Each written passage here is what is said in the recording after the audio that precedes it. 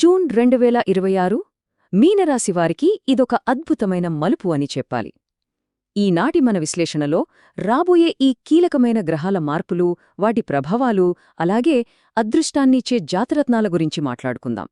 So ఏమాత్రం ఆలస్యం చేయకుండా అసలు ఈ గ్రహాల షిఫ్ట్ ఎలాంటి ఫలితాలను ఇవ్వబోతోందో చూద్దాం. ముందుగా ఈ విశ్లేషణలో కవర్ చేయబోయే టాపిక్స్ ఒకసారి చూద్దాం. 1. శని సవాళ్లు, గురు గ్రహ మార్పు. 2. అనుకూల గ్రహ ఫలితాలు. 3. వ్యక్తిగత కృషి, తీసుకోవాల్సిన జాగ్రత్తలు. ఆ తర్వాత అనుకూల రత్నాలు, చివరగా రత్నధారణ నియమాలు.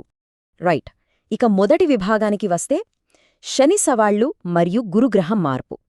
అసలు మీనరాశివారు ఎదుర్కొంటున్న ప్రధానమైన సవాళ్లేంటో ఇప్పుడు చూద్దాం.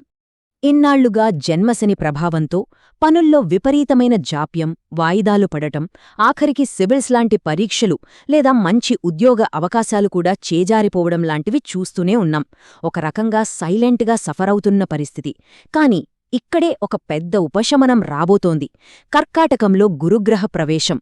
దీనివల్ల గురువు 1000% ఉచ్చస్థితికి చేరుకుని ఒక అద్భుతమైన బలాన్నిస్తాడు. బుద్ధి వికసించి ఇన్నాళ్లు ఉన్న బలహీనతల్నుంచి పూర్తిగా బయటపడే సమయం వచ్చేసింది. తెలివితేటలకు దక్కాల్సిన గుర్తింపు ఇక ఖాయం అని మూలాలు బలంగా చెబుతున్నాయి.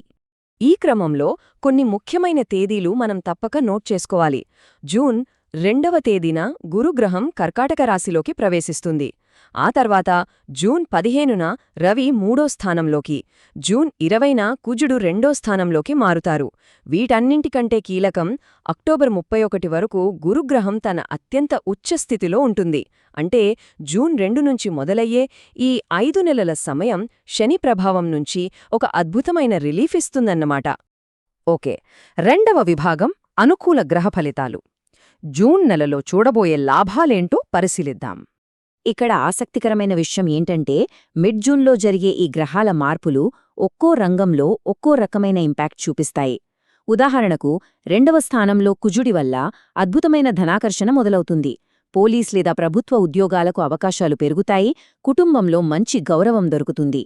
ఇక 3వ స్థానంలో రవి ఉన్నందున రాజకీయాల్లోకి వెళ్లాలనుకునేవారికి లేదా ప్రభుత్వం నుంచి, తండ్రిగారి నుంచి సహాయం కావాలనుకునేవారికి ఇది మంచి సమయం. అలాగే 4వ స్థానంలో శుక్ర బుధగ్రహాల కలయిక వల్ల ఉన్నత విద్య, పీహెచ్డీ లాంటి వాటికి, పెళ్లి సంబంధాలకు మరియు ఇల్లు వాహన సౌఖ్యాన్ని పొందడానికి అద్భుతంగా సహాయపడతాయి. వీటన్నింటికి మించి అత్యంత కీలకమైన పాయింట్ ఇంకోటుంది. అదే 5వ స్థానం నుంచి గురు యొక్క చూపు. గురు 9వ స్థానాన్ని చూడటం వల్ల పుణ్యక్షేత్రాల దర్శనం, తల్లిదండ్రులను కలవడం, అలాగే పిల్లల కోసం ఎదురుచూస్తున్న దంపతులకు శుభవార్త వినే యోగం ఉంది. అదే గురు 11వ స్థానాన్ని చూడటం వల్ల ఆదాయం అమాంతం పెరిగిపోతుంది. ఎక్కడో ఆగిపోయినా అసలు రావనుకున్న డబ్బులు కూడా చేతికందుతాయి. పిల్లల ద్వారా ఆర్థిక సహాయం వస్తుంది. అంటే ఇది అక్షరాల ఒక గోల్డెన్ ఫేజ్ అని చెప్పుకోవచ్చు. ఇక 3వ విభాగానికి వద్దాం. వ్యక్తిగత కృషి మరియు జాగ్రత్తలు.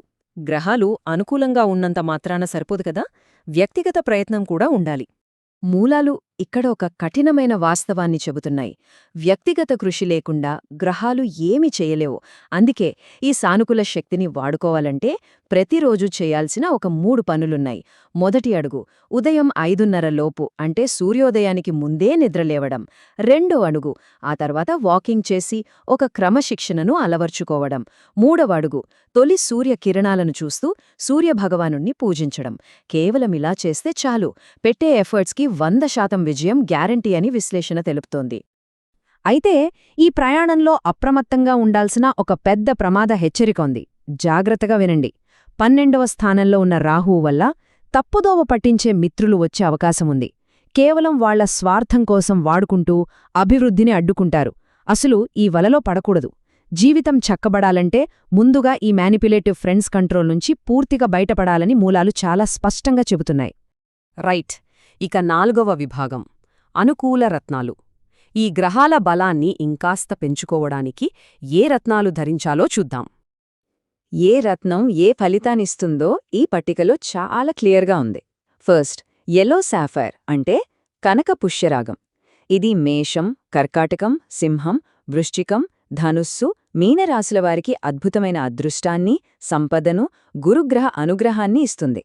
ఇక కోరల్ అదేనండి, పగడం ధరిస్తే కనుక అపారమైన ధైర్యం పెరగడంతో పాటు వివాహ సమస్యలు తీరడం, రియల్ ఎస్టేట్ లాభాలొస్తాయి. ఇక వ్యాపారంలో ఉన్నవాళ్లు లేదా విద్యార్థులు, స్టాక్ మార్కెట్లో మంచి నిర్ణయాలు తీసుకోవాలనుకునేవారు ఎమరల్డ్ అంటే పచ్చ ధరించడం చాలా మంచిది. పచ్చరత్నం అనగానే ఏదో పెద్ద సైజులో వేలకు వేలు పెట్టి కొనాలేమో అనుకోకండి. కేవలం 1 క్యారెట్ లేదా కనీసం ½ క్యారెట్ పచ్చను బంగారంలో చేయించి చిటికెన వేలుకు ధరించినా సరిపోతుంది. ఇది సంపదను ఆకర్షించడానికి, లోపల దాగి ఉన్న టాలెంట్ను బయటకు తీయడానికి అద్భుతంగా పనిచేస్తుందని మూలాలు చెబుతున్నాయి. పెద్దగా ఖర్చు లేకుండానే బెస్ట్ రిజల్ట్స్ వస్తాయన్నమాట. ఇక ఆఖరుగా 5వ విభాగం రత్నధారణ నియమాలు. ఈ రత్నాలు కొనే ముందు కొన్ని ముఖ్యమైన భద్రతా నియమాలు ఫాలో అవ్వాలి. అవేంటంటే, ఇక్కడొక ముఖ్యమైన విషయం గమనించాలి. కనకపుష్యరాగం 100% సురక్షితం. సూచించిన రాసులవాళ్లు ఎలాంటి భయం లేకుండా ధరించవచ్చు. కానీ డైమండ్ మరియు బ్లూ సాఫైర్ అంటే నీలం రత్నాల విషయానికొస్తే మాత్రం చాలా జాగ్రత్తగా ఉండాలి. ప్రస్తుతం ఇవి పెద్దగా పని చేయకపోవచ్చు, లేదా ఒక్కోసారి వ్యతిరేక ఫలితాలిచ్చి ఇబ్బందులు కూడా పెట్టొచ్చు. సో ఈ రెండింటి విషయంలో అత్యంత అప్రమత్తంగా ఉండాలి. ఒకవేళ తప్పనిసరి పరిస్థితుల్లో నీలం రత్నాన్ని ధరించాలని ఖచ్చితంగా అనుకుంటే మాత్రం దయచేసి డైరెక్ట్గా వేసుకోకండి. దీనికోసం మూలాలు ఒక పిల్లో టెస్ట్ గురించి ప్రస్తావిస్తున్నాయి. అంటే ఆ రత్నాన్ని ధరించే ముందు ఒక 7 రోజుల పాటు నిద్రపోయేటప్పుడు తలగడ కింద లేదా శరీరానికి తగిలేలా ఉంచుకుని పరీక్షించాలి. ఆ సమయంలో ఏవైనా పీడకలలు వచ్చినా, భయం అనిపించినా వెంటనే ఆ రత్నానికి దూరంగా ఉండటం బెస్ట్ అని విశ్లేషణ గట్టిగా హెచ్చరిస్తోంది. ఫైనల్గా ఒక్క మాట, గురుగ్రహం ఒక 5 నెలల పాటు అద్భుతమైన ఉపశమనాన్ని ఇవ్వటానికి రెడీగా ఉంది కదా. మరి ఈ అనుకూల సమయాన్ని వాడుకొని విజయం సాధించటానికి రేపు ఉదయం 5:30 లోపు తీసుకోబోయే ఆ తొలి అడుగు ఏదీ దానంతటా అదే రాదు. వ్యక్తిగత కృషితోనే జీవితం మారుతుంది.